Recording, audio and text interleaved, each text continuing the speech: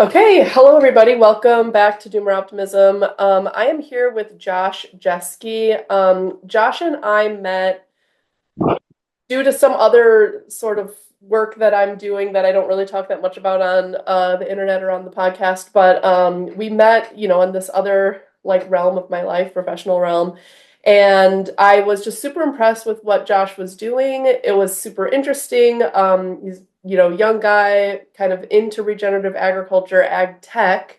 And I don't like for all my interest in regenerative agriculture, I'm not in the ag tech world basically at all. I think partially because a lot of my interest is on like a smaller scale, and it's like, more animal-based regenerative agriculture as opposed to trying to transition row crop farms into a more regenerative system. But that's Josh's wheelhouse. And so we met and I was like, you know what, you should come on the podcast when you're ready to talk about your like technology and your business. So he reached back out and we're talking now. So I'll have Josh introduce himself, like a little bit about, what you're doing that, we're going to talk about today, and then we can, get into the details. So welcome. Hey everyone, thank you for the intro, Ashley. I think you nailed it. So I kind of come from the big ag row crop world. I'm from central Iowa. I'm a fifth generation farmer. And really I went down this rabbit hole on soil compaction. So that's kind of my main focus. I've just really dialed in to try to figure out and understand soil compaction, how it works, how it forms, what impact that's having on your root system. So when soil compacts, at least in the big ag world, that's largely because of, equipment traffic has gotten so heavy and large, it really can pack down that soil. And when you Mm. have compacted soil, your roots have a much harder time going down and finding nutrients in the subsoil. And also you have a hard time with water infiltration, so you have worse erosion. It's all around just bad for your soil, the worse compaction that you have. But, on the smaller scale things, overgrazing can have some bad impacts. Too much tillage, burning up all your organic matter can really cause a lot of issues with compaction as well. And, that's kind of what we've seen on our farm. Great. And then just give me the elevator pitch on your tech. It's called Terraform. Terraform Tillage, yeah. So it's a startup. We've been kind of public with what we have for about 3 months, and then we just released or debuted a product last week. So Mm. Wow. to say go into some longer form content and go into the details on that. So super quick elevator pitch. We got a couple cool things here. This is the what we just debuted. Oh, sorry, I'm reversed. Okay, so this is the system. These things are called soil compaction testers. They've been around for a super long time. All you do is you poke these things in the ground, and they just tell you how much force that takes to penetrate through the soil.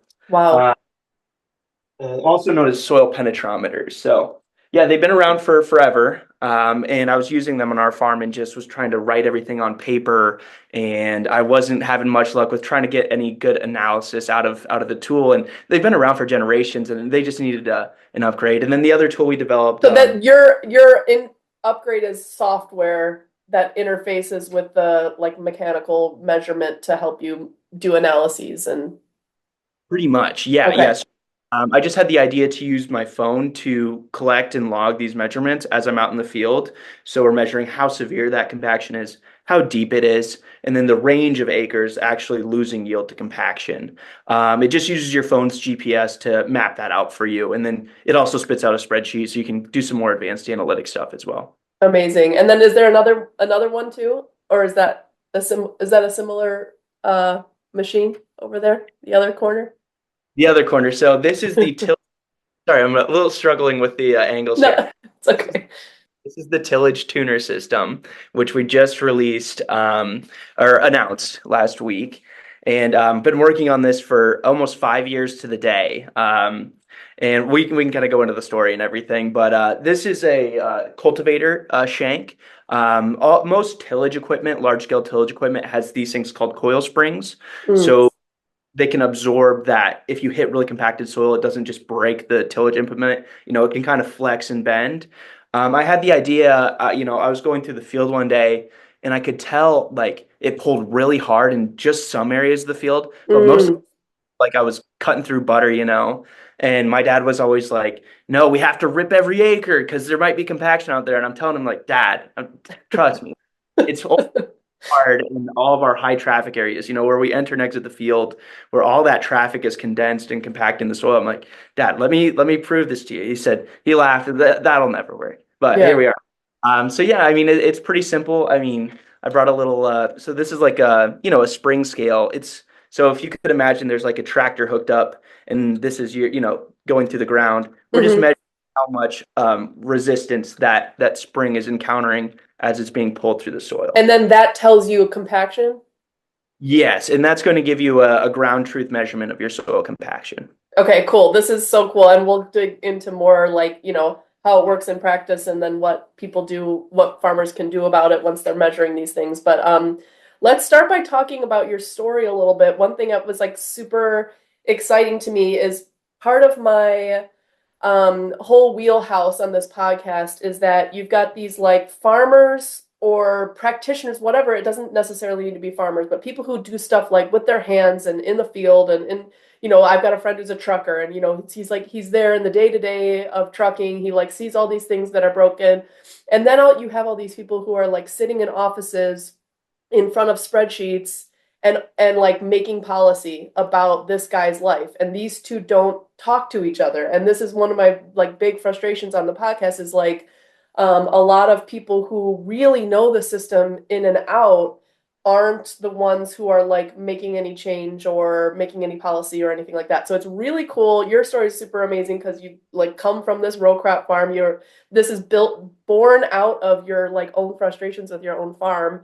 And like, there not being a solution to this very obvious problem that you're perceiving. So that's so cool. I love that. So let's first start with like your background on the farm, what your farm is, what it does, what the history of it is, and then kind of like talk me through how these things came to be developed. Sure. Yeah. So as I said, I'm fifth generation on a row crop farm. We date back all the way back to the year 1900.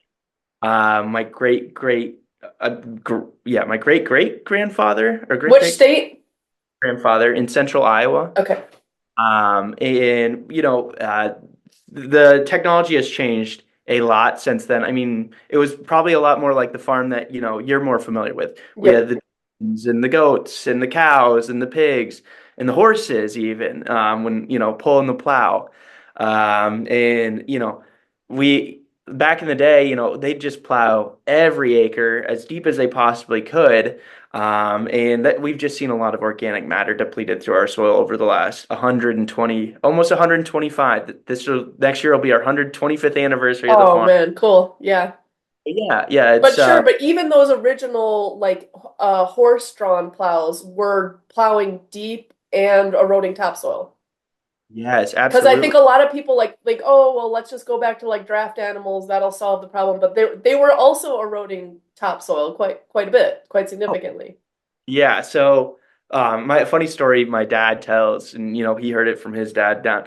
So the farm I live on my great grandfather's farm right now. Mm. Uh, he would plow it all downhill because he didn't have enough power to pull it uphill. So he'd plow all this down, Oh, which in hindsight you should be touring to kind of slow down that water. But he said they were just making good bottom lands. So I mean, he was in a sense intentionally realizing that the soil was going down. he Yeah. was just going straight downhill. You know, we've learned a lot in the last 125 years, but yeah, we've gotten away from that a little bit. So I live on my grandpa's farm, and the 10 acres or so surrounding it, which you look back at all the old pictures and stuff, all of that had to be taken out of production about 10 years ago, just from out of erosion. It was just all sand now. So I'm surrounded by 10 acres of native wildflowers and prairie Oh, grass. cool. I love the wildlife. It's good to see some of that, coming back to life. That's nice. Okay, so now it is currently in totally in row crops, or what's the state of the farm right now? Yeah, for at least the last 30 years, we've just been all row crop. We've gotten to the confinement hog business, which I know is going to ruffle some feathers on this podcast. Yes. but we've been out of that for about 5 years as well. So Okay. we're up now. But yeah, I raised about 30,000 hogs in the span of 4 years when I was in high school, Oh and my God. You did this in high school. yeah, I raised. Okay. And maybe we'll talk about this later, but do you see a role for animals in regenerative? Like, for example, like in the 10 acres around your house, like you could probably run some animals in that area and keep it and increase soil organic matter and like keep some native prairie Yeah, going. absolutely. I put a lot of thought into it. I got my time kind of spread out on Yeah, right. some of the smartest people I know. Shout out Dr. Jerry Hatfield. He's looking to use my some of my tools for measuring rotational grazing. Okay. I know that's been a big thing. I haven't personally done it, but I've seen that, when you do, there is such a thing as overgrazing, and you can cause a lot Yes. of that. But rotational grazing seems like there's a ton, or mob grazing, however you want to Hmm. call it. Like Hmm. there's a lot of interesting stuff going on there, especially on the stuff you can't necessarily measure, the biology and some of those things as well. So that's, I Yep. think, a lot of exciting stuff there. Okay, yeah, cool, cool. Yeah, so that's like a big part of, yeah, people on our podcast are into that, like for ecological reasons. It's weird because you're coming at it from a farming perspective, but a lot of the people who have been on our podcast as farmers came to farming as environmentalists. And they were like, we want the environment to be better, and therefore I think I need to be like a rotational grazing farmer. And that's what they like the conclusion they've come to, which so it kind of coming to similar conclusions about soil health from different perspectives, which is cool. Okay, so talk me through this process of you're on the farm, you're experiencing these, challenges. You're like, I think there needs to be a better tools here. So like, talk me through like the practicalities of, how terraform tillage came to be. Yeah, yeah. So I was just seeing the amount of erosion just going on because I mean we ripped all of our corn ground as deep as we possibly could. And ripped means tilled deeply. Yes. Yeah, as deep, it's you got discs on the front and then really deep shanks on the back. Mm-hmm. Yeah, we're pulverizing that soil and really crushing it as much as we possibly could. And Hmm. Dad, just the best thing ever. I mean, he thought that was awesome. But then I just see the amount of erosion. The biggest thing to me was we are just so susceptible to drought. Hmm. When you do all that tillage, you lose all your moisture. I mean, Yeah. so you get that rain to come and replenish that soil, it all just right up to the atmosphere. And then And in flood conditions, if it's raining a ton, then the all of the soil just washes away. exactly, exactly. So those root systems, like cover crops, and we'll get into. I'd love to talk about cover crops if we have the time, but Great. um, the root system and that porosity in the soil can absorb, right? When you don't have it tilled and you have that organic matter still there. But yeah, the when we get a nice flood, I mean no such thing as a nice flood. Don't get me wrong. Yeah. When you severe flood, it just washes everything down. So this kind of super deep tillage only works in like a perfect rain environment where it's like neither drought nor flood. And so whenever you have those extreme events, like it's really going to make a big negative impact on the land and your ability to farm it. Right. Yes. I think you nailed it. Yeah, those Goldilocks weather conditions, not too wet, not too dry. You can have really strong yields with hopefully minimal environmental impact, but that is just not the case anymore. I mean, the weather has just gotten more drastic one way or the other. Even throughout the growing season, we'll start really wet and then we'll end really dry, or we'll like the last 2 years we've just been dry the whole time. So yeah, you're a lot more susceptible to Right. mother those Okay, things. so then talk me through your tilling and what is missing on the in the farm tools that you're, coming to develop. Right, right. So I kept like questioning my dad, like, why are we doing this? And there is something to be said if you're broadcasting a lot of fertilizer out there, you don't want that to just be blown up. If you can just get that underneath just the very, And it sized up. won't totally just blow away. Yes, yes. So Okay. if you there is something to be said for nutrient stratification and getting that deeper into the profile. but also strip till can be really good for that as well. So, there are a lot of options out there now that we didn't have 30 years ago. Mm. Uh, Again, Dad always said we needed to rip everything because of compaction, right? And I was like really wanted to prove it to him. And I guess when it really clicked for me, I could feel it pull really hard in some areas, but most of the field I knew I was not breaking up any compaction. My tractor was not working at all to do anything.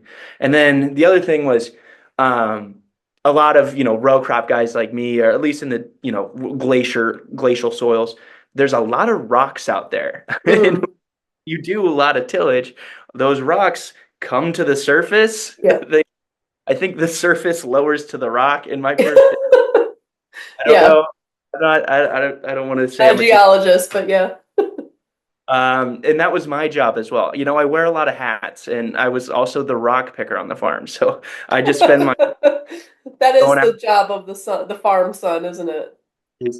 And I also wanted this to be able to map the rocks out because I just have to like I'd hit them and I'd be like, oh, I wish I just had this mapped out. So yeah, this tool over here also it does also map rocks, but hopefully you don't have too many out there. So Yeah, right. Okay. And then so talk me through your like educational trajectory a little bit. So you ended up going to community college to yeah, start?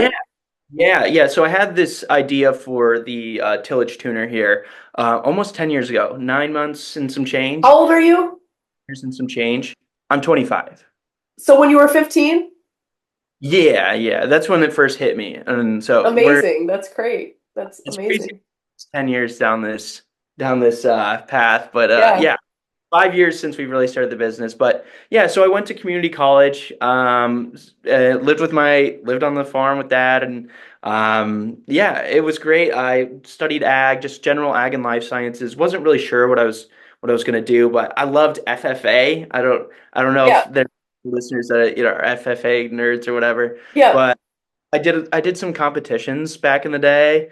And I was fairly successful as a creed speaker, which is like a competition where you recite the FFA creed. And Nice. college, and they had a similar program called PAS. And I did some more competitions there in like ag sales. So that kind of gave me the confidence. I won state in ag sales, and then I went on to nationals and placed in the top five, which was great. Uh, Wait, can you just, what does an ag sales competition look like practically? it's kind of like Shark Tank, like a pitch. I Or love that. yeah, yeah. So I would say it's more just really ag centric focus. You don't have to have a new revolutionary product or anything, but one judge is a farmer and you're just trying to sell them something. Oh, So cool. Awesome. That's so cool. I didn't know that that existed. right, right. So yeah, that kind of built up my confidence and that, I could really, maybe I do have something I can bring to the world. And I went to Iowa State University in Ames, Iowa, transferred there. And in the first month or two, they sent out this like mass email to all the students saying like, there's this pitch competition, which is like kind of like Shark Tank. I was like, oh, I think I could do that. But I didn't think I was going to pitch or anything. I just thought I'd go, maybe join a team or something. But started hearing some pitches and no offense to anyone in that competition, but I was like, I think I got some. I bet. Like, I got this. This is my wheelhouse. Yeah. Yeah. And so I jumped on stage impromptu and pitched the idea for the tillage tuner. And within the next few days, I had a team join, and we won the Iowa State Innovation Prize in 2019, and that was the beginning Wait, you of. just jumped on stage like as like a last minute decision? Yeah, totally last minute. Like I did not plan on pitching or anything. I just heard some people's ideas. I'm like, I think I have something better. I've always had a great idea, but I never Yeah. never thought that, little old Josh Jeske from Eldora, Iowa would Yeah. that off. But Oh my gosh. And so then what was the ISU Innovation Prize? What came with that? it was about $1,500. It wasn't like crazy Yeah, much. but just kind of But it even like teammates. Oh, they did give a really big check. I have it in the other room. I did my word for it. A really oh, big check. I've Um, never gotten one of those. That's so cool. yeah, I did get my biggest one of all time last week. Oh, really? Yeah, both in amount and size. This one Size. we won a pitch competition last week, which was just Oh, amazing. Shout out to REV in Southwest Iowa for $15,000, baby. Nice, nice. Okay, cool. So, all right. So now walk me through. You won this innovation prize. This was 2019. Then, what's the next steps after that? Yeah, so the biggest thing I got out of the competition was more the connections. Like then I kind of was brought in with open arms into the entrepreneurial side, especially the ag entrepreneurial side of the college. Where like I think they wanted to continue supporting me, so I ended up getting an entrepreneurial minor. And started taking a bunch of entrepreneurial classes where the whole class is, you're meeting great people, you're learning a lot about entrepreneurship, but they're essentially giving you credit to try to actually do this. Mm, Um, that's where things really started to evolve. They have a program called Starters at Iowa State, which is the college essentially gives you, 7,500 bucks to for the summer to actually like go out and start this instead of an internship or anything. So yeah, I pitched to Starters and they brought me on, and I spent the summer in the next rest of my college career trying to build the tillage tuner.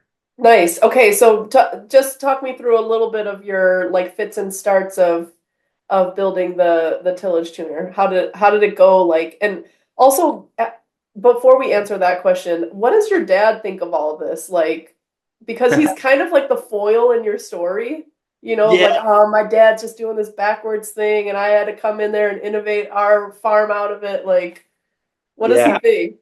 What's his dad think? Okay, so dad's still, a little skeptical. I love that. Crazy. And hear me out. So, um, okay, so last year we had the worst drought in over 10 years, right? Yep. And we did about half our ground my way, where, I go out, I map the compaction, we hit the areas that actually could benefit from some tillage, and then we leave everything that doesn't need it alone and Okay. let it go. When he wanted to disc rip all of his stuff, and I'm like, all right, all right. You do So it. We'll do an experiment. let's see how it goes. So last year, I had near or record yields on every field. Where I don't know if I should say, I'm going to say it. He filed crop insurance claims on almost everything, just because the drought just killed him. Whereas I Yeah. was able to hold on to that moisture and raise a great crop, even Right. in the we had in over a decade. So, and Right. also again, I had the lowest tillage input costs on record. So not only record yields, but record low input costs on the iron side. And Yep. then get into this a little more in detail if you want later, but I also got a incredible carbon payment Oh yeah. for Yep. practices. So yeah, I kicked his ass. Okay, we'll come back to like the practical realities of this, but that's very funny. And he's still a little bit like, well, we'll see. Maybe that was just a one-off year. Yeah. He's still like, but it's gone from 50-50 to more like 75-25. Okay, good, good, good. I'm glad. Okay, so talk me back through like some of these, yeah, fits and starts when you're trying to develop this. Like, yeah, talk me through the story. Oh, it was horrible, Ashley. I mean, it was terrible. Just failure after failure after failure. I am not qualified to be doing any of this. I mean, Right. Like it's the like, tech side of this, how do you learn that? I mean, did you just have someone on your team or who does know that? yeah, I had a few guys that were on the team and really were not doing anything, but finally found that guy who's like, he's got shout out Dylan Jensen. He has his own company, Jensen Applied Sciences, so he does it's IoT stuff, so he can connect anything to the internet. Okay. Catalyst for getting the first, proof of concepts and then the first working products. But I mean, it was one, two, three. It was like 2.5 years of just nonstop failure after failure. Mm. And then Walk I me through like one of these failures. Like what was exactly happening in what were you trying to do and what wasn't working? Yeah, okay. So this is like so silly to me that I didn't think about this earlier. A lot of it was just like silly mistakes. Like I was trying to measure, kind of like a an extension spring. I was trying to measure the length of the spring, right? Hmm. With like LiDAR, which is light and distance ranging measurements. I think I said that right. So I was trying to measure the distance of the spring on a trip spring, which they're not supposed to ever move unless they hit a rock. So those things, it's just so silly, like thinking back to, because I just was going off of what we had on the farm, and what I had to work with instead of trying to figure out, what is the right way to do it. And eventually we moved and, got to the point where we shouldn't be measuring the length of the spring. We should be measuring the load on that spring. We should be measuring the force on that spring. Got it. So yeah, Yeah. that was the biggest like thing and took me years to figure out, which is so like the but yeah. So And do you want to talk a little bit about this stage of prototype validation? We have a little outline here of your story, but the is this what you were talking about, the tillage tuner system and the problem with soil pentrometers? Is what you're talking about, the length versus the pressure? kind of, yeah. So well, just to finish up that little part of the story, I left Iowa State and joined a company called Soil Surdam, and we raised some good money NSF phase one, for SBIR, I believe, right? I think I'm saying that right. But yeah, we got to work with some doctoral graduates and some actual really smart people that knew a lot, especially on the machine learning side and what you can do there. So that was really great. But we never really had a product for me to market as their CMO. So I left that company, went back, and finally took one more. I threw more money that I saved up from raising a bunch of hogs under confinement. And threw it back at it, and luckily we had our first working prototype almost 3 years ago. Okay, wait. So a couple clarifying questions. What is CMO? Chief marketing Okay, officer. okay. So you're not CEO at that time at No, no, I was under that company. a different company. Okay, Yeah. got it. Oh, not And this other grant, this NSF money was grant money, correct? yes. So you Yep. didn't have to, it's not like startup money where you had to pay that back. Right, right. Yeah. Yep. So that was a grant to build out their product, which shout out to Soul Down. Like those guys are doing some really cool stuff. Essentially what they do is take topography of the field and then they apply like ML to measure how fast nutrients move throughout the profile so they get super high resolution fertility maps. So you Wait, can what look is ML? machine learning algorithms. Okay. Yeah, sorry, I'm just I know, it's your world, so you know these things. Yeah.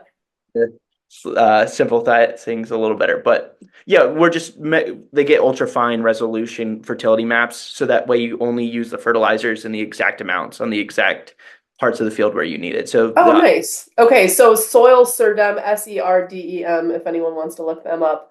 yeah. Okay, so we've moved on from Soil Surdem, and yeah, talk me through this first prototype you're building. Sure, sure. So the first prototype, the first working one, we tested on it's an Alice Chalmers disc from the 70s with one chisel on it. So it's like this really old school niche 40-year-old piece of equipment that like no one in the world has, but maybe I guess Jeske Farms for some reason. But we had our I first working. bet there are, like, where I lived in Uruguay for 7 years, I bet people have that tractor. There's all these old school tractors all around the world. Like people in the US throw their tractors out and they find a way to get them to these farmers all over the world. But anyway, so you're working with this old tractor and talk me through Yeah, it. we're working with a really old tillage implement. So Oh, Massey that's right. Sorry. Yep. to make discs back in the day and chisels. I don't think they do anymore, but they used to. And that's what we were using. And yeah, it worked great. Like I was so excited that we had our first like working proof of concept. And that was just like my heart was like I Yeah. knew up to all this. This is kind of what the map looks like. A lot of Okay. for my ring light. But yeah, so you'll have a lot of compaction. Can you see the red in there? Yes. So basically what we're looking at here is a field and there it's you can see onto the field the map of the field, overhead map, where some little sections they're all sort of determined by green, yellow, or red. And I'm assuming those map onto like less and more compacted. Exactly, right. Exactly. And what we're finding pretty much across the board is where you enter and exit the field, where all your traffic kind of bottlenecks That's going into, to be compacted, right? you're getting the most compaction typically. So that was really great. We disked that whole field, and then what, like a month later, we got this horrible flood, and all of that soil just went whoosh, Oh my God. right down into the into our ditches, and all of our corn stalks were just all over. I mean, in the ditches on the road, it was really bad. Uh, Ugh. and that's when I was starting to realize, like, I was started to use these tools called soil penetrometers, which is a Hmm. meter. It's a handheld probe. Um, and I realized, so what I could do was I was trying to write this out on paper. What I realized is I could make a custom smartphone mount for all the different brands. And then I could make an app that uses my phone's GPS to log and map these in real time. So it's the same concept. Green is good, yellow is fair, red is bad. And this just it allows anyone in the world to use their phone to make an actual map of their compaction. And then this goes at every depth as well, all the way down to 2 feet. So you know what it looks like in the surface, you know what it looks like down below. So for a row So crop person, this you would do by hand. You'd go walk out into the field and you would push it off into the soil and in a place where you're trying to figure out how compacted it is. exactly. So that's a Okay. handheld, and it's a non-disturbance way to do that. So this is, we just launched the Smart Probe system about 3 months ago. And we're seeing a lot of users, about half of our user base is row crop, excuse me, but we're in 24 different countries, which is super exciting. So, Whoa, cool. meant so far, minus Antarctica, but we're Every seeing, continent. yeah, and Wow. it's agnostic of whatever crop you're growing. Anything with roots is going to be restricted by compaction, right? So it doesn't matter if you're growing squash or if you have soil that's really compacted down low, you might want a shallower root system crop. So Mm, in food production, orchards, getting a good way to establish an orchard. You want to have a great root system for that to establish. Lawn care, people's lawns. We're seeing a lot of some of our most active users are in lawn care and trying to, because even a 200-pound guy like me can cause a lot of compaction because my footprint is so small, or right. anything can damage that as well. So specialty crops, produce, and we're seeing a lot in some lesser developed countries as well, which I'm really excited about. So Oh, that's so cool. And what I'm like wondering now that you're saying this, like golf courses and soccer fields, yeah, golf courses, soccer fields, we have, yeah, that yeah. would be very like a really interesting use case if you broke into the golf course market. You know what I mean? To that like there's like an actual science to the care of those and when to aerate and all this kind of stuff. So that would be really cool. Yeah, there's one of the most established penetrometer companies, the most high tech one compared to me. They are huge in the golf course market. So Okay, okay. yeah, Yeah, so is your penetrometer doing something different than these other companies that are out there? no, they're all these. You can buy these off the market. I make just custom smartphone mounts for all of them. Okay, okay. Essentially any penetrometer, and it's a pretty low tech tool. Penetrometers are just a scale, like a fluid pressure dial scale, or they even make coil spring one scales that you just poke it in the ground and it just tells you how hard that is. All we've Yep, done is interface on the phone, so you can use your phone's GPS to, you have to it's a manual data entry. I'm not going to sugarcoat it. But you just type in those readings as you go throughout the field, and you get a really cool map that gives you actionable insights on that. So instead of just trying to write everything out on paper and got really not it. out of it. Got it. That's great. Okay, so yeah, what's the next step in this story as you're bootstrapping and becoming a real business? So, Yeah, so we had our first successful prototype on both, started using these, and then it was really the beginning of becoming an actual company instead of just little idea. Josh's idea. So yeah, I met some people that were really interested in it, and I actually started a soil compaction mapping service. So I'd go out and I'd map fields for farmers for just X amount per acre. I'll go out and map your field and tell you where you should maybe do some tillage if you need it, and where you Hmm. back and save on all those expenses, which, if you're saving, if you're spending 20 some dollars an acre on tillage and you got 100 acres, I mean, it really adds up quick. Mm. There's a great value proposition there for the service, and that's how I've been able to bootstrap everything so far. So haven't taken any investor money yet. Not that I'm opposed to it. I mean, if Yeah. anyone are wanting to invest in some cool stuff, I'd be happy to talk to them. But I've just bootstrapped everything so far through the service. So that's been That's really exciting. great. And like actually one thing I mean, I am always kind of skeptical of like what's the incentive structure here? What's the power dynamic? And like I've just been like if you can bootstrap it, it's so much better than potentially like having this investor breathing down your neck like you need to grow this 10 times in, 8 months or something and it's like, well, it can grow, but just not at that speed. And then you start to get like this stressful, like, treadmill mentality. And so I'm just like, if you can bootstrap it, it's much better to do it that way. And then you own it yourself, and then you don't have somebody like breathing down your neck. And so, but if there's somebody who wants to give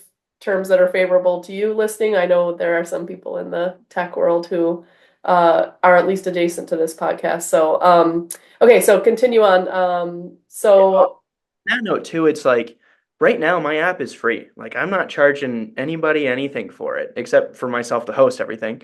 But and then it's like when you start seeing people use it in like places where it's actually making, they're it's not just about corn or soy. You're actually trying to feed people with this tool. Like it is hard to, turn on that subscription button. So I and that know.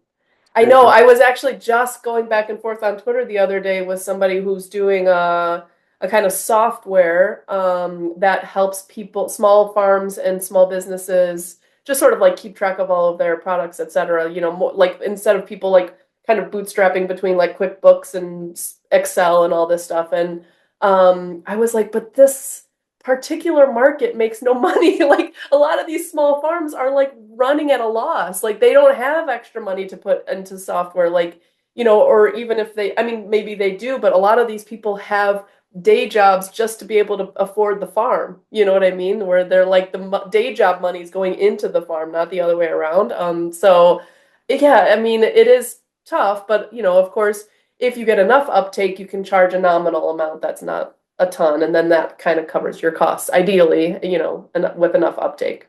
Exactly. And in another way too, we're seeing a lot more ag service providers, like the big ones starting to use this tool. And if we can, do a premium version of the app with a lot more analytics, it automatically makes reports, those kind of things. Those Mm, can afford to pay right. for, and then everyone else could, use the version that's The out for. simple version, right. So it's a tiered thing, right. Hopefully that's kind of where we could go. Not sure the timeline or what all that's going to look like, but yeah. Okay. Okay. Yeah.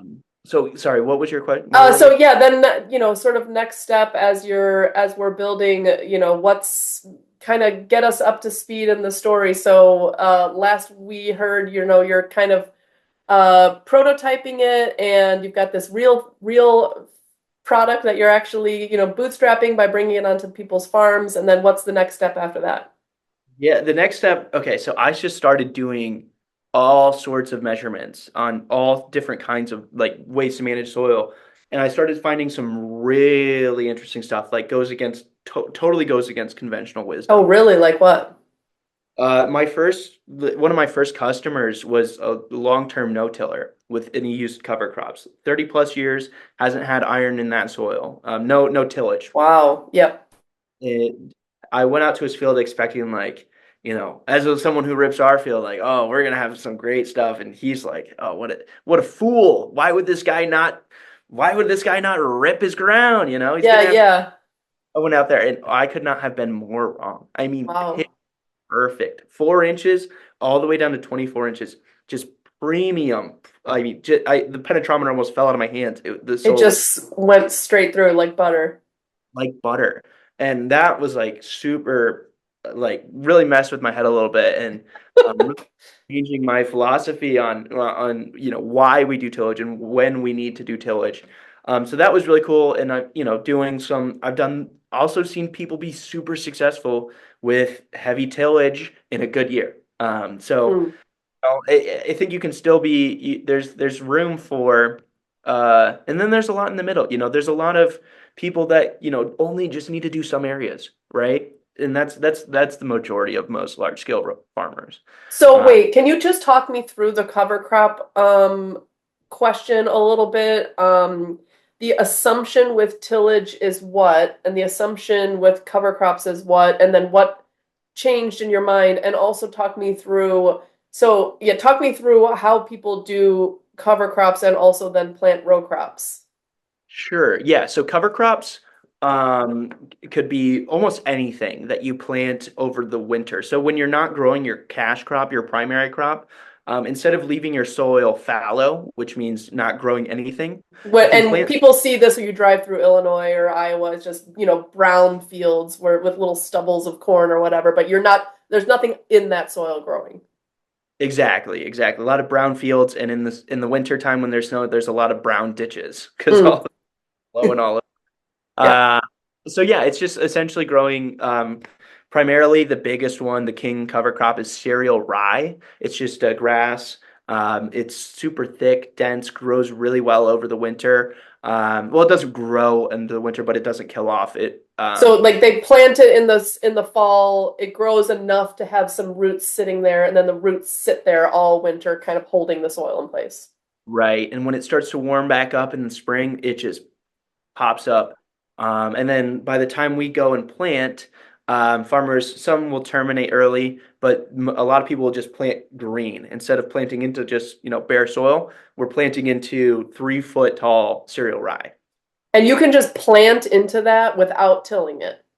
Yeah. Oh, absolutely, you can. And with again, like planting technology, planters have gotten so much better in the last, even 10 years. Hmm. Um, you can do. The technology for doing these kind of things has just been improving and improving and improving. Wait, So so just walk me through this because like now this is a point at which I'm out of my depth as not somebody who does row crop farming. Originally, let's say in your farm 125 years ago, you're tilling up the soil just basically like to kill everything else so that it's not competing with what you're planting. Is that right? And sure, and then yeah, how does planting into cover crops work? Like how do these planted, row crops survive amidst the competition of the cover crops? okay, yeah. So good questions. So my grandpa, great grandpa, all of them, they said you have to do tillage to help with weed suppression. Right. Uh, so you now we have, and I know I'm going to ruffle some feathers when I say we use Roundup and glyphosate, but people are going to be pissed. But now Just we you don't you have chemical suppression as opposed to tilling suppression of weeds. do, or and then also pest suppression, so pesticides. Even but they now we don't even need that much pesticide anymore, because the traits of our seed have, like, it's all GMO, but I know I'm just pissing I people know. off. I mean, you're basically just describing though the state of industrial ag as it is. You don't need a lot of these inputs because they've built multiple ways to handle these pressures of pests and weeds. Yes, your corn hybrid, for example, has all these different traits, genetic traits that make it better at fighting off all the different pests that would kill that crop. So the logic of tillage it loses its value over time when we have these better ways. And I know when I say better, I'm pissing people off, but we have More more. technologically advanced solutions to this problem, which themselves have their own issues, but it's like if you're planting that seed anyways, it's better to at least recognize that some of those solutions are built into it. Exactly, exactly. And so what cover crops can do, so your question was, How do cover crops, or no, so how do row crops succeed when competing with the cover crops? yeah, so I kind of alluded to that earlier. So you have to terminate your cover crop. The most common way by far is Roundup, just a Okay, flat. so this particular guy didn't till, but he just like poured Roundup on the cover crops, and those kind of like die, but then they actually build up the soil Yeah, they because they're so they organic matter. Yeah, they're capturing that carbon and they're pulling that down from the atmosphere. They're growing, and then when you kill off that cover crop, it keeps all that down there. So we're building up the soil organic matter. We're adding health to the soil. Now there are some other Buy ways. a Roundup though, Josh.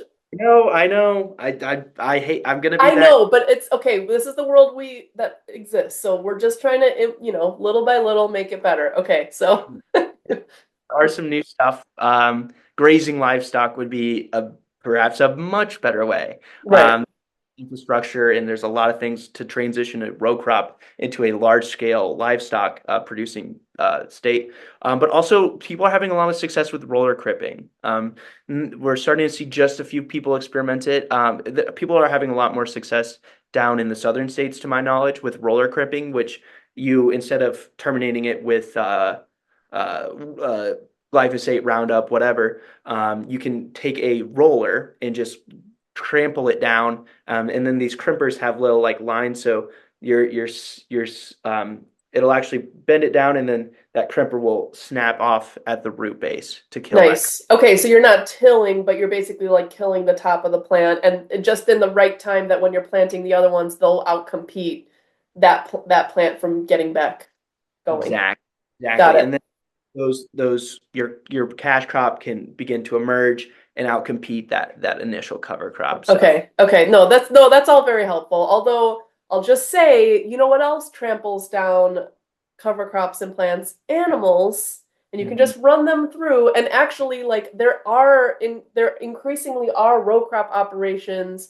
I know of this from when I was in grad school in Pullman, Washington, Washington State University, where they'll just run animals in over the cover crops first and then plant. So as a way to, kind of eat them down and then plant the cash crop in there. So it would be even cooler and better to do it with animal like a natural system as opposed to like a mechanical or a chemical.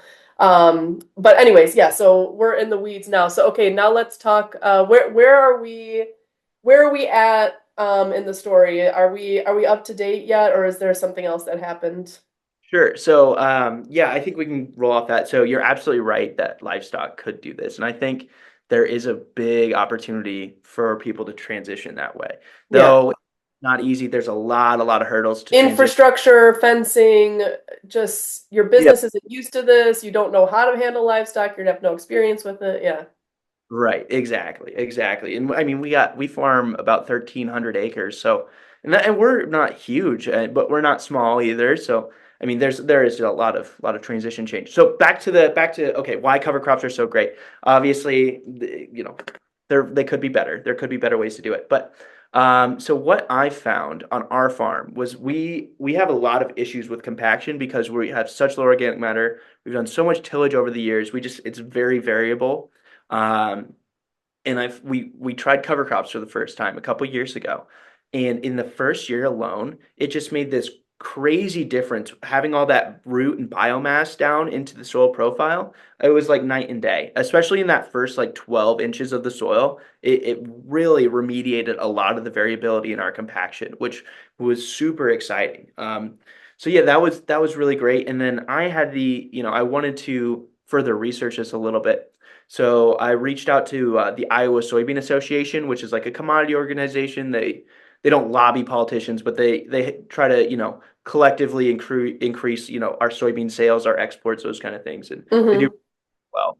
So we partnered with the Iowa Soybean Association to measure this on no-till versus cover crops on 4 different trial sites, and Mm-hmm. board, we found that cover crops are having a significant impact on reducing compaction, especially in that first 12 inches, but the entire profile as well. So that was Amazing. some really cool research we just put out there, and some exciting stuff that we're seeing. So where are we going with that? Yeah. So I think I'm announcing this for the first time right now, but um, we're going to set up a trial on our own farm right now. And instead of doing just cereal rye, we're doing triticale, vetch, and camelina. So it's a three-way cover crop blend. So more diversity. We're adding, I think there's going to be more stuff going on in the root zone.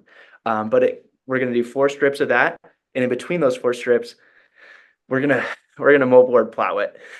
We're gonna go as conventional as you possibly can, as Worst horrible thing you could do for your soil, in a lot of people's opinion, compared to some of the best things you could do for that soil. So we're going to be looking at what that's doing from economics, what is the opportunity there, Yield. Yep. yield, and then we're also going to be measuring compaction. I don't know if you're familiar with the company Microbiometer. Nope. So they make biological testing equipment. So we're going to be looking at the biological activity in moldboard plow soil versus with three different kinds of plants with living root systems, and then Cool. fungal activity as well, mycorrhizal fungi. So You should, I mean, I don't know who's funding this, but you should partner with the university because they have fun. There are millions of grad students out there who, not millions, probably thousands of grad students out there who need um, projects, and they already like get funding through various different granting, agencies, and it's like X, Y, and Z, lab at this university. We always study soil, microbiology or whatever, and I don't know. I just think like grad students are an underutilized and departments, like they need research topics and especially like an applied research topic like this. I don't know, just throwing it out there for my listeners to partner yeah, up if with Josh. and you want to reach out, Jay Jeske at Terraform Tillage, JJESKE at terraformtillage.com. Reach out to anyone else. I'm happy to talk to anyone. I'm all ears, feedback, even if you want to tell me I'm an idiot for using glyphosate or whatever. I'm want to learn and I want to be better. So if I can surround myself with people that really do know some really Yeah, and that's, I mean, it's really cool to think that you're out there doing this because you actually want there to be like more conservation agriculture. You want agriculture to be done better, but then there's all these like expert scientists who basically like have these same kinds of questions, how does this work experimentally? How does this work in the real world? And what can we advocate for? And they've got money and tools for measurement, so and they're out there. Okay, so that's cool. That's exciting. And what's your hypothesis about how that will go? So okay, so like I told the listeners we did about half the ground my way and half dad's, and I'm just seeing consistent improvement in reductions in soil compaction, which Yeah. again making the roots go down easier and obviously helping a lot with yield.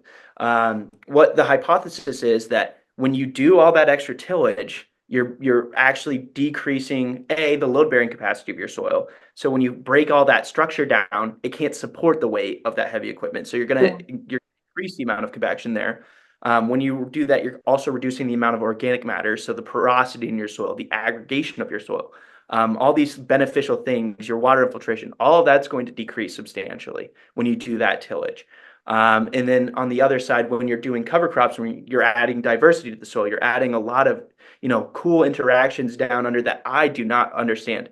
But I think this is going, and just from what we've seen on our farm, I think this is going to have a huge impact, on compaction, but also financially. I think there is a huge incentive for farmers to incorporate regenerative practices, and just based off of what we've seen on our farm. So, yeah, I'm Nice. really excited with the That's hypothesis. Also, cool. we are partnered with the Soybean Association for research.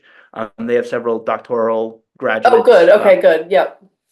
But anyone else that wants to help with the project, I mean, come Yep. on out, farm. You're welcome. But Yeah.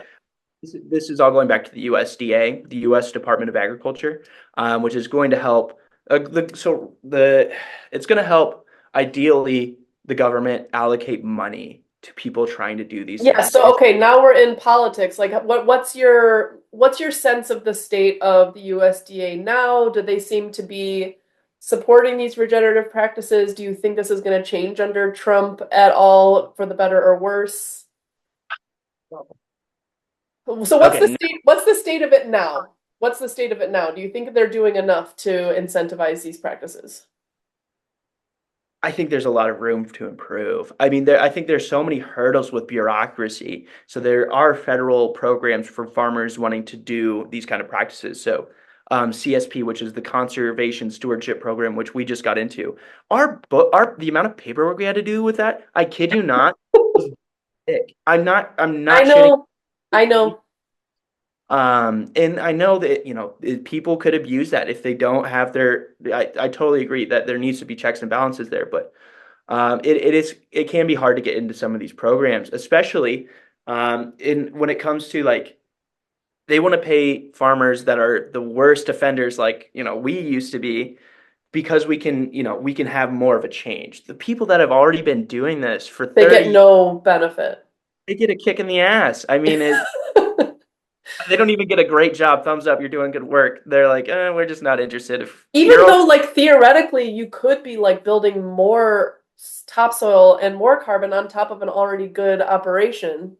Exactly, exactly. So I Mm. think I think with what these research studies will prove is that conventional wisdom, conventional strategies to doing large scale row crop just don't add up. They don't pencil, and they do potentially more damage long term than good.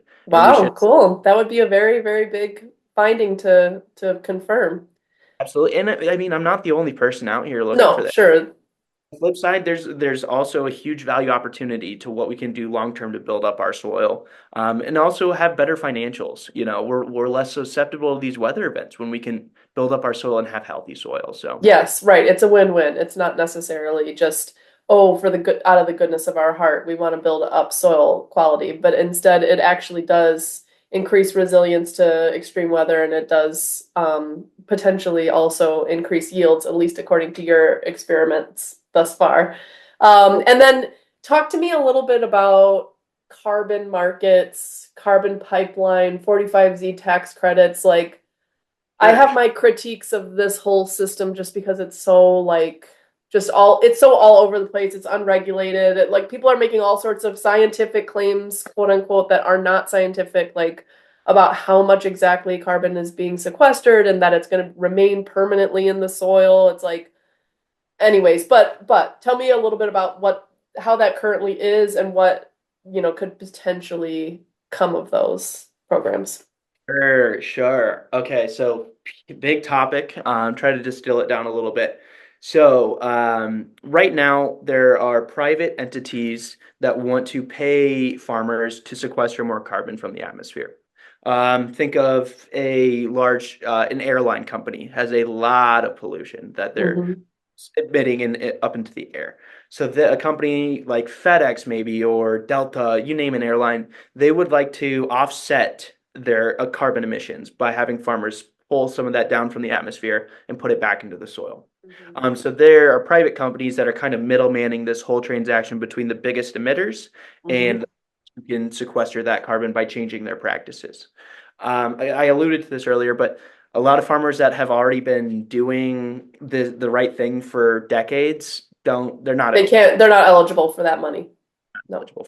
It's only the assholes like Jeske Farms that The laggards, technological laggards who haven't been doing anything right. conservation. Yep. Yeah. Who get So benefited. Yep. that's probably the biggest thing, but the amount of money we're talking here is just incredible. I mean, it's crazy. So like Yeah. our farm is like you can get paid over like $100 an acre just from private programs, and then you can also stack government programs on top of that. Like Yeah. it's crazy, but like 1,000 acre farm, which is probably a little around the average size in my area. I mean, that's if you had 100 acres, $100 an acre. I mean, that's $100,000 of Yeah. added to the farm family. So what this can do for the economy is great, especially like rural agrarian economies is great. Well, farmers like industrial, like row crop farmers are always just like so are they're just dealing with the tiniest margins. Even the ones that are the biggest and most like capitalized farms, they're still like this is the reason for all this consolidation. It's like these farms go under if they're not able if the change in margin is like a few cents per bushel or whatever, and then it's just all of a sudden now we have to sell our farm because we can't compete Right. at the scale of like 500 or 1,000 acres. We need to be 2,000. We need to be 10,000. So it's just this crazy arms race. So if it means that like even some of these family farms, quote unquote, stay in. I mean, they are family farms, but they are like also very big, capitalized, and often highly technological businesses. But if they stay in business and there's some incentive to move toward more cover cropping and less tillage, and they're sort of getting to see the benefits of that and also the benefits of payment. That's not a bad thing. Right. No, it is. It's incredible. I mean, when we right now we have $4 corn, which that probably doesn't mean anything to people that aren't row crop people, but that is not a lot of money. I mean, What is the range of corn in your lifetime? Like, lifetime, I think the lowest was like 350, and okay, this I want to say is I should know this. I want to say it's almost $7. okay. So this is on the way, like low end of what you've experienced in your life. And then that means that the farmers have to work on this crazy margins, tiny Very, margins, and they and have hundreds of $1,000s, $1 million equipment that they have to run and this kind of thing. So that they have to pay off. So there's just like this crazy treadmill I think a lot of people don't realize exists in industrial row crop ag. in the rent, I mean the everything, the price of farming, you nailed it. It's just going up and up every year. Even if the markets are down, you don't Yep. see prices really like in the back in the day. They used to be more like, oh, we have low corn or low soybeans, we can sell fertilizer a little cheaper. I mean, we're just not seeing that Yeah, really. yeah. Okay. So you're, open to it to the extent that it, helps advance some conservation practices and keeps farms in business. And oh, we didn't follow up on the what do you think might happen with the USDA under Trump? I'm like holding my breath to see who he might appoint. I already seen that he's appointed some like bigger. I didn't know them personally, but some bigger regenerative farmers. So that's He didn't officially appoint anyone yet, but he this, was taught there was some rumors that he was talking about appointing Thomas Massey, who is a congressman from Kentucky, who has his own regenerative farm in Kentucky, and then Joel Salatin as an advisor, who is like a big regenerative old, OG regenerative farmer from Virginia. And so that's like who my world is pulling for, with these people who like have experience in regenerative farming and like understand the nuts and bolts of it and could, advance more government programs to incentivize less a transition toward that. But um who I think knows? the world should be rooting for, right? I No. mean, right now, I'm not an expert. I don't, I'm 25. Okay. There has been serious corporate capture of every government entity, especially the USDA. I mean, we're talking executives that you name it, Dow, Monsanto, DuPont. They've already infiltrated the highest levels of the organization, which Yeah. is supposed to be protecting us. It's supposed to be protecting our soils and our lands. And those massive corporate people don't have the same incentives as what a government agency should. They want to see more people using, Their industrial, products. Yep. industrial, you name it. So I think it's going to be very, very hard to get those people out of power, though. Yeah, They that's the big question. so much money. It's crazy and so Yeah. much, so many connections. I'm optimistic though. I think if anyone can do it, I'm not going to go off on the record saying I'm a huge Trump supporter, but I think he He's does have willing to install install wild cards a little bit. I think a little more balls than the average politician to Yeah. stand up to these guys. So Yeah. I'm optimistic. He's appointed some people, RFK. I know he's a very controversial guy, but he does have an environmental background. Yeah. I'm optimistic as what he'll bring to the picture. Yeah.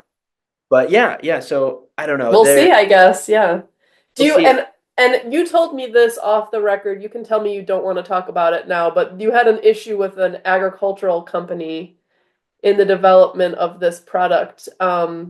Is that something you want to talk about, or do you want to just keep that off the record?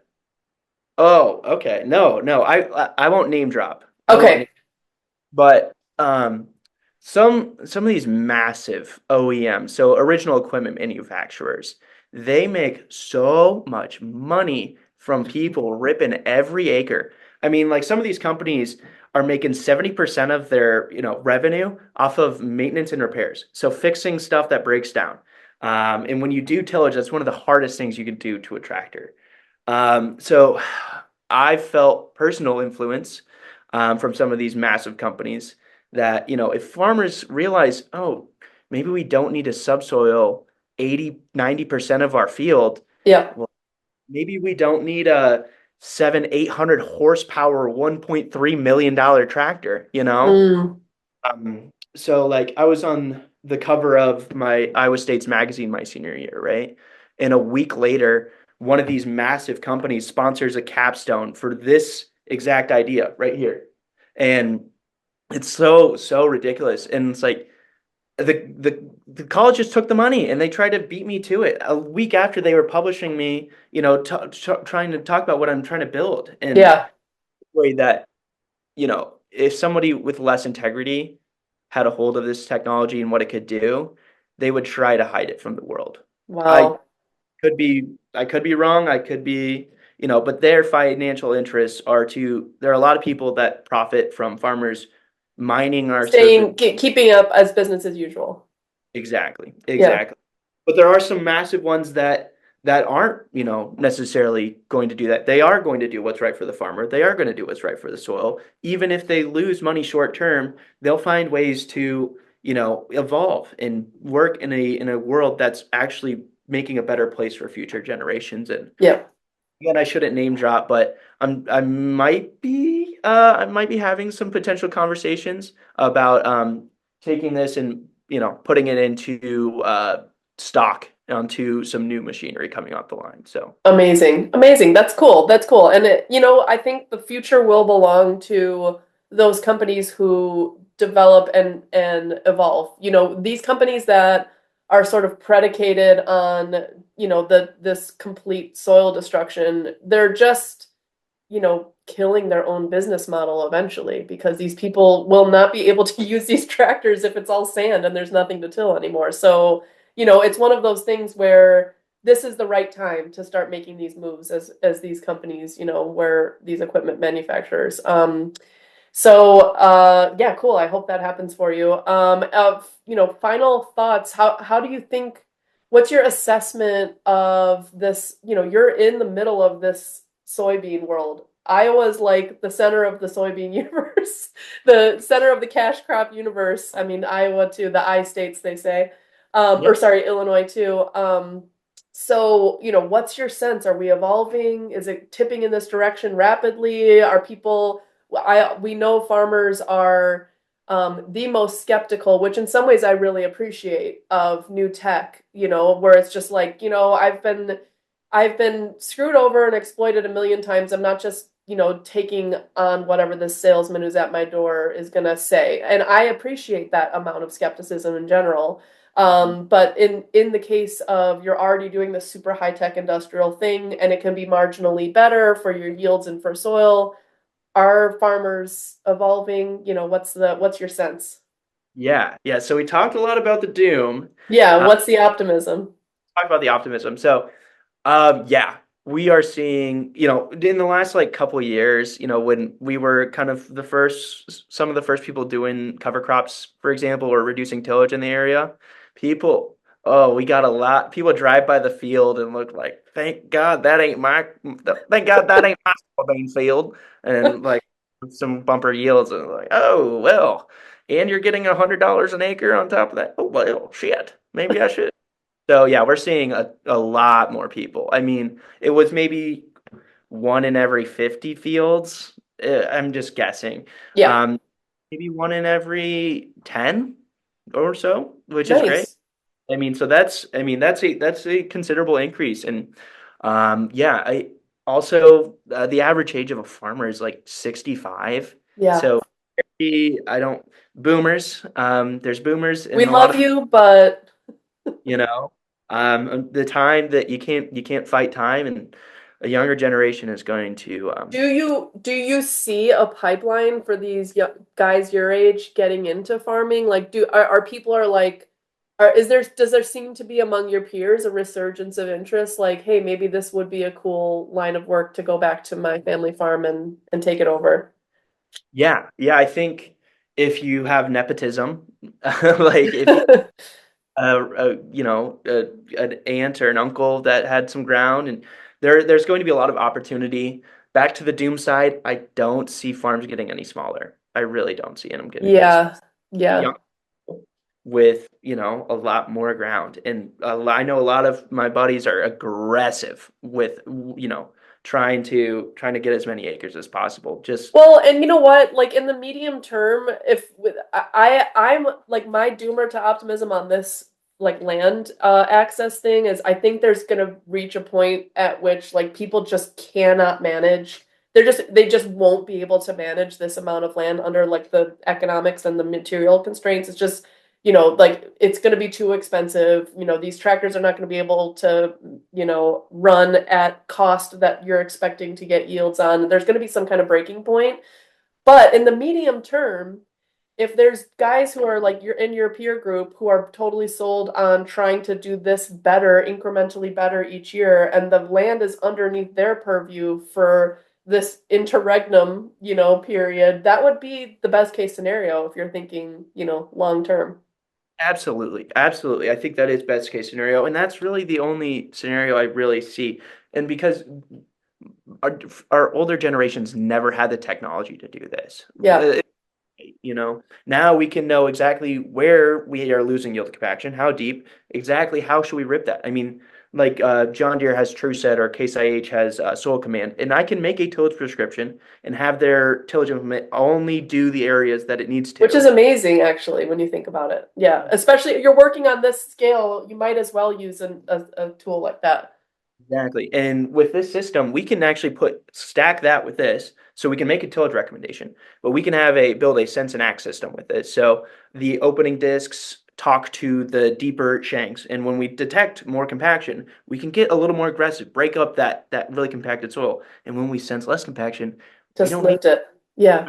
to. So I think I'm very optimistic from a technology standpoint of where this is evolving and how fast it's evolving as well. That's cool. That's cool. Yeah, I like that. I mean, I'm like such a Luddite in general that I'm like, "Ugh, any new tech, like it's got to really pass the sniff test for me." But the more we talk, the more I realize we're already in a super highly technological system. These tractors like have GPS and like they're just run basically on their own. I mean, half the time these I've seen like literal videos of farmers sitting there playing Farmville on their phone while they're sitting in a tractor or a combine or tillage equipment, whatever it is, because they don't actually have to do anything. This is already a super crazy high tech system. Better for it to be more precise for the in the service of ag or in the service of conservation and soil health, and not just more precise, but then other prescriptions like cover cropping, etc. Okay, any final thoughts? Anything we didn't cover that you feel like we should get on the record? Can I plug the business? Yes, please, please. So yeah, if you guys want to follow along, I mean, this is really just the beginning of Terraform Tillage. Give us a like, check us out on Facebook if that's of interest. If you farm, if you have ground at all, it doesn't matter what crop you're growing. Any crop can be improved from a compaction standpoint with our system here. We sell those kits on our website, terraformtillage.com. If you don't even need a kit though, if you want to get a compaction tester, they're a couple $100 and you'll have a lot better yields if you can reduce those impacts. So that's my And what do pitch. they look for on your website to find the kit?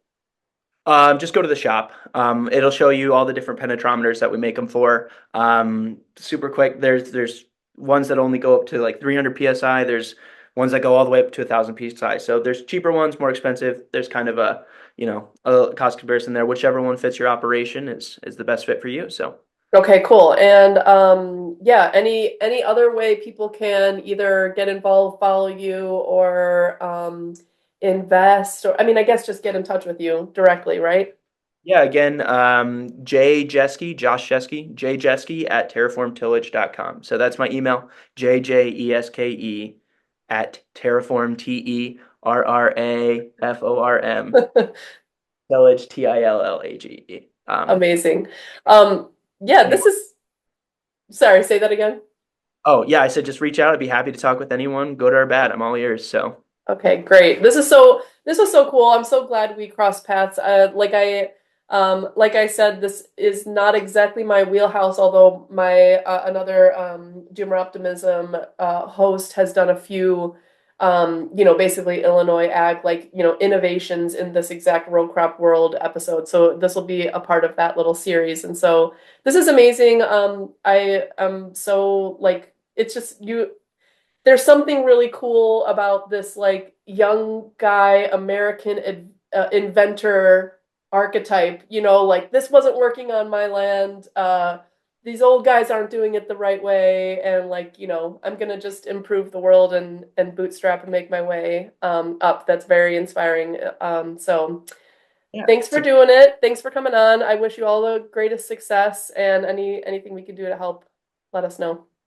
awesome. Thank you so much, Ashley, for having me on the podcast. Thank you to all the listeners if you stuck around this long. For listening to me ramble. I think I got a good story, but let's hope it has a happy ending. So, Yeah, exactly. All right, well, have a great one, Josh. see you, Ashley. All right, bye.